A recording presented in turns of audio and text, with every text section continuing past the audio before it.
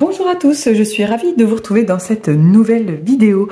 On va aborder les priorités opératoires que l'on apprend en 6e.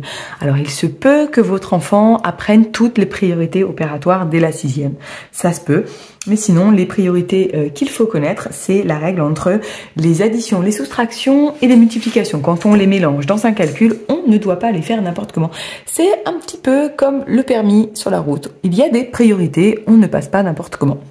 Et bien là aussi, dans les calculs, il y a des règles. Alors, je vais recopier le premier calcul, on va les faire ensemble. J'invite vos enfants à souligner le calcul qu'il faut faire. Alors moi, je vais encadrer ou je vais souligner. Allez, je vais souligner. Donc, les calculs entre parenthèses sont toujours prioritaires. Donc, je dois les faire. Donc, vous voyez, le 3, il est au début du calcul, je dois le laisser. Après, j'avais un fois. Il faut inviter vos enfants à suivre le calcul avec son doigt pour dire qui est prioritaire. Là, je dois faire dans ma tête 4 plus 8, ça fait 12. Et voilà, en même temps, je vous montre comment il faut rédiger. C'est comme ceci que le professeur va attendre que votre enfant rédige. Et enfin, 3 fois 12, 36. Et à la fin, je peux encadrer mon résultat. Le deuxième, donc là, il n'y a pas de parenthèse.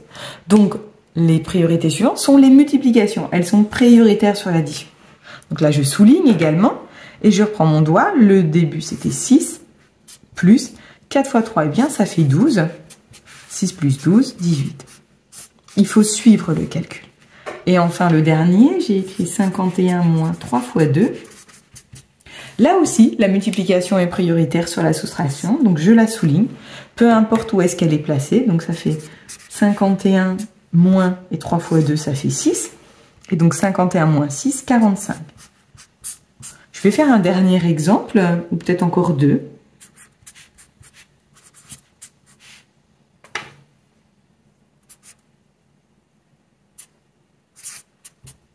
Donc là, vous voyez, c'est pas du tout ce calcul-là qui est prioritaire. La multiplication, elle est prioritaire. Peu importe où est-ce qu'elle est située dans le calcul. Donc là, je dois faire 7 fois 3, 21. Après, je continue, j'avais plus 70, ce qui me donne 91. Je peux en faire une autre.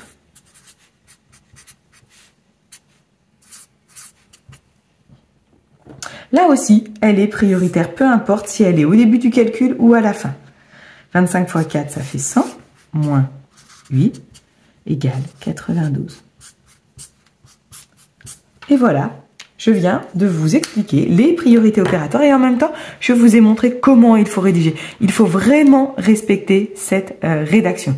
Si jamais vos enfants ont appris toutes les priorités opératoires, avec les divisions également, j'ai dû faire les priorités opératoires dans la playlist 5e, donc n'hésitez pas à aller voir. Là, moi, je suis sur un niveau 6e. Peut-être que vos enfants ont aussi appris en CM2.